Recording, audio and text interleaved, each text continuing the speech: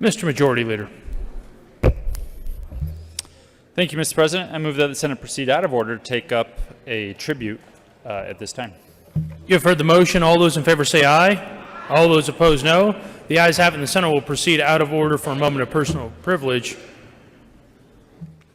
from the good senator from Denver. Senator Williams. Thank you, Mr. President.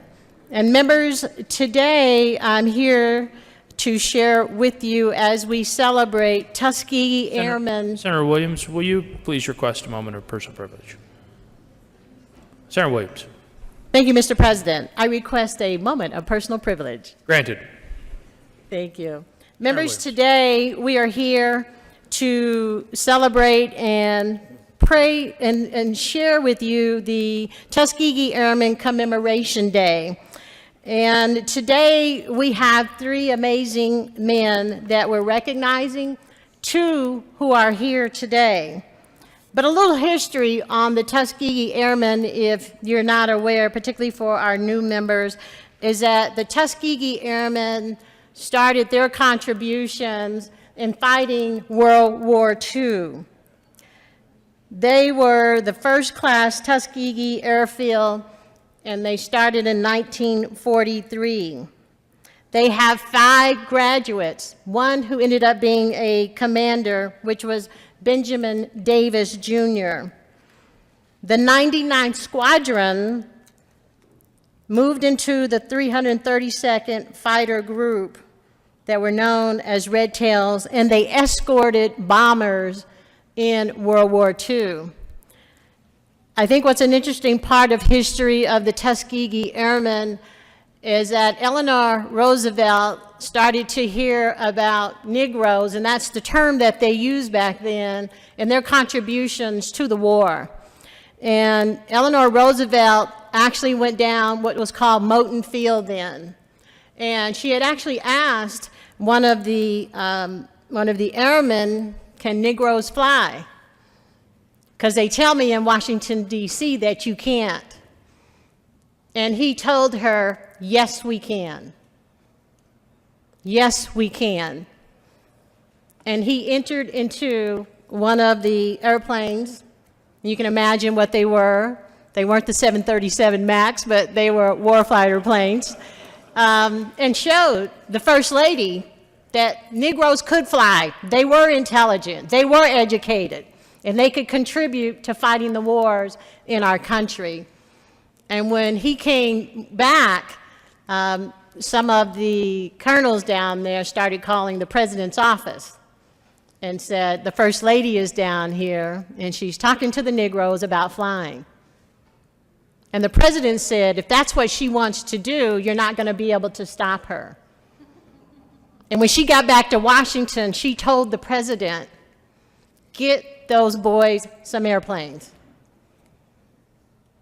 Get those boys some airplanes so they can contribute and serve for their country and contribute in World War II.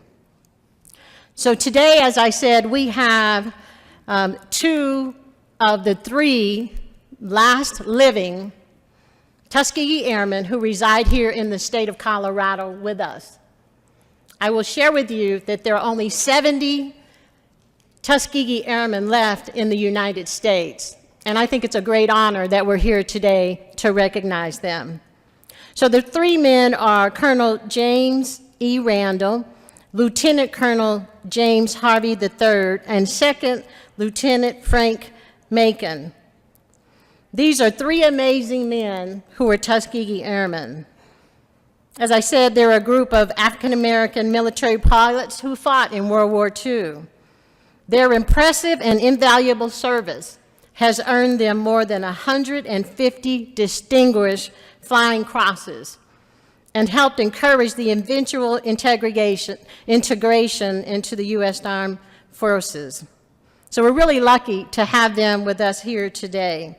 Their dedication and their service to the United States of America at a time when this country did not value the way that they should is a display of their courage. It should never be forgotten to the highest degree. their contributions. In 2016, Governor John Hickenlooper designated the fourth Thursday in March to be Tuskegee Airmen Day. So we don't ever want to forget the honors of these men and those who are sitting here today. Because without their sacrifices, our world would look completely different. One of the other things I want to share with you before we recognize these men is that we have a painting that was commemorated and given to the Colorado State Capitol by Paul Ortiz, who is an artist and he commissioned this art piece. This was given to the Colorado State Capitol, and it has a permanent home on the 3rd floor. It is an amazing piece of artwork, and it shows the history, the background, and the culture of the contributions of African-American Tuskegee Airmen. So, Mr. President, I would like to move forward and recognize Colonel James Randall, who is not here today, but I am going to read his tribute. The Colorado Senate convened in the first regular assembly of the 72nd General Assembly. We hereby extend heartiest congratulations and condemnation to Colonel James Randall, United States Air Force retired. The members of the Colorado Senate are proud to extend our deepest appreciation to Colonel James Randall, United States Air Force retired. Colonel James Randall's role in the 18th Fighter Bomber Group in Korea as a Tuskegee Airman and as the Chief of Safety at the HDQ Air Defense Command in Colorado Springs merits his recognition today. He is commended for over 31 years of service to our country. The members of the Colorado Senate thank him for his dedicated service to our country. On the request of Senator Angela Williams, given this 28th day of March 2019, the state capitol in Denver, Colorado, signed by President of the Senate, Leroy M. Garcia. To Lieutenant James Harvey III, the Colorado State Senate convened in the first regular assembly of the 72nd General Assembly. We hereby extend heartiest congratulations and condemnation to Lieutenant James Harvey III. The members of the Colorado State Senate are proud to extend our deepest congratulations to Lieutenant James Harvey, the USAF retired. Lieutenant Colonel James Harvey's service in Japan and Korea from July of 1949 to April of 1951, as well as his leadership role as a weapons director staff officer at the headquarters at the 30th NORAD region, merits his recognition for today. He is commended for 21 years of service to our country. He is thanked for his commitment to the armed forces and active participation in the military on behalf of all Americans. The members of the Colorado State Senate, thank you for your dedicated service on the request of Senator Angela Williams, given this 28th day of March 2019, signed by the President of the Senate, Leroy M. Garcia. Second Lieutenant Franklin Macon. The Colorado State Senate convened in the first regular session of the 72nd General Assembly.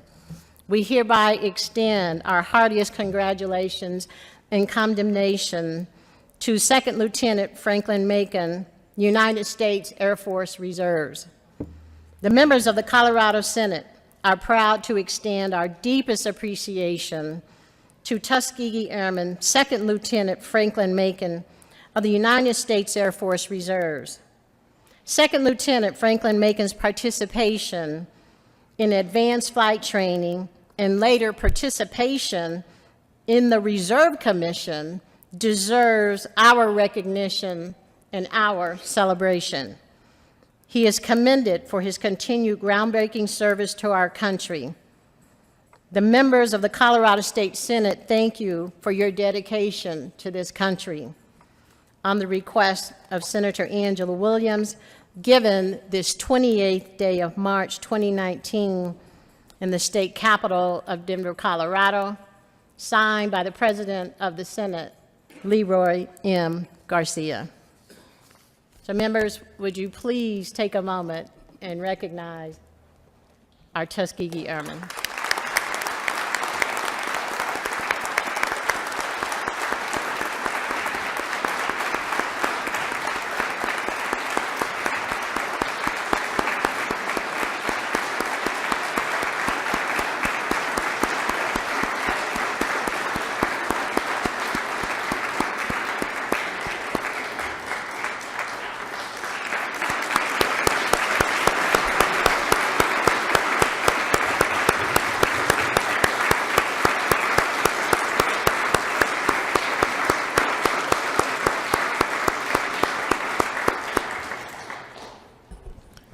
Senator Crowder.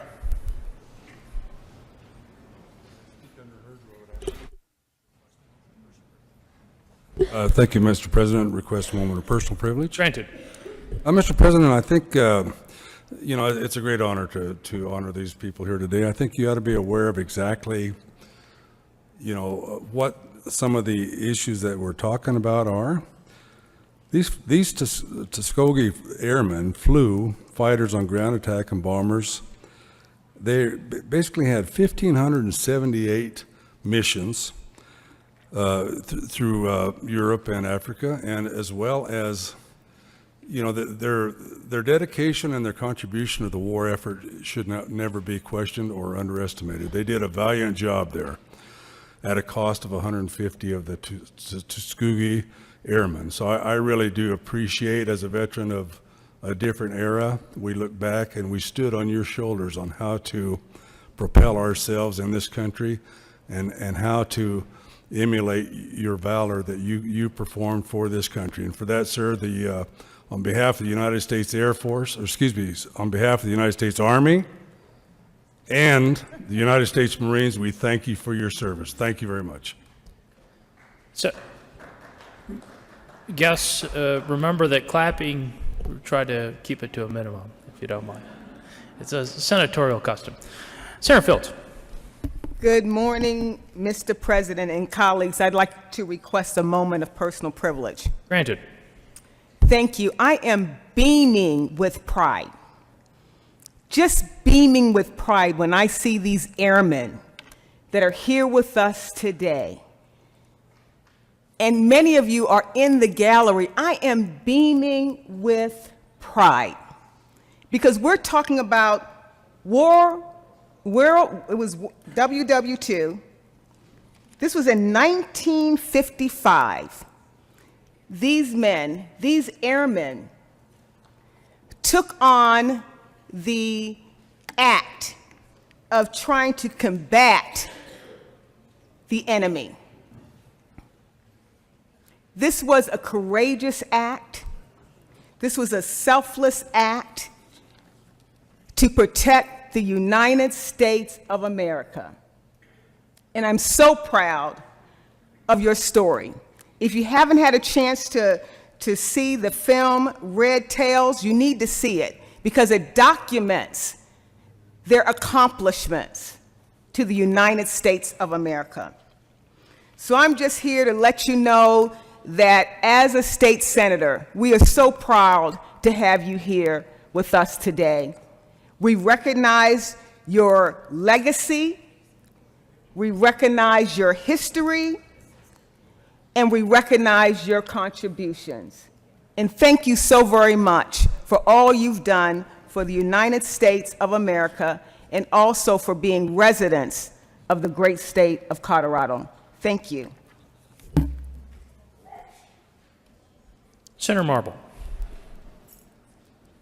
Thank you, Mr. President, and I request a moment of personal privilege. Granted. Thank you so much. I have something here on my keychain, and it was given to me years ago.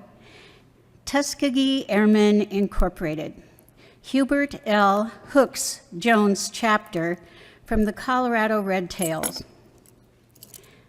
Rise above, aim high, believe in yourself, use your brain, never quit, be ready to go, and my favorite, expect to win. Thank you, gentlemen. Senator Williams. Thank you, Mr. President. And members, I also want to recognize the wives of the Lonely Eagles. These are the spouses of those Tuskegee Airmen in Colorado who have passed on. So we want to make sure that we recognize the wives of those Tuskegee Airmen also. We do have one more recognition, Mr. President, if I may proceed. We have the Quilts of Valor Awards introduction for our Tuskegee Airmen. And so if you look over here in the corner, the Quilts of Valor quilter, who is Sandy Lazaroff, who is a Lieutenant Colonel, United States Air Force retired, is the organizer of the quilt makers of the High Prairie Quilt OV group. Now, this group has made quilts for the Quilts of Valor presentation for the original Tuskegee Airmen who are honored here today. They are based in Parker, Colorado. These quilters have worked several months to design and piece and quilt each of these quilts. On the average, each quilt takes about 45 hours to make and is worth a minimum of $450. The mission of the Quilts of Valor Foundation is to cover service members and veterans who are touched by war with comforting the healing Quilts of Valor. To date, the organization has awarded 214,502 quilts. On behalf of all the Quilt of Valor quilters, it's an honor that we award these Quilts of Valor to Lieutenant Colonel James Harvey III, to Second Lieutenant Franklin Mencken, and Colonel James E. Randall, who was unable to join us today. So, gentlemen, the Quilts of Valor Foundation wishes to recognize you for your service to our nation. We consider it a privilege to honor you. Though we may not ever know the extent of your sacrifice and your service to protect and defend the United States of America, as an expression of gratitude, we award you these Quilts of Valor.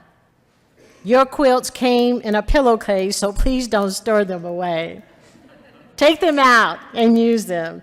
Consider them a warm hug from your country, and especially from those of us involved making them. So members, would you please recognize our Quilts of Valor Awards for our Tuskegee Airmen.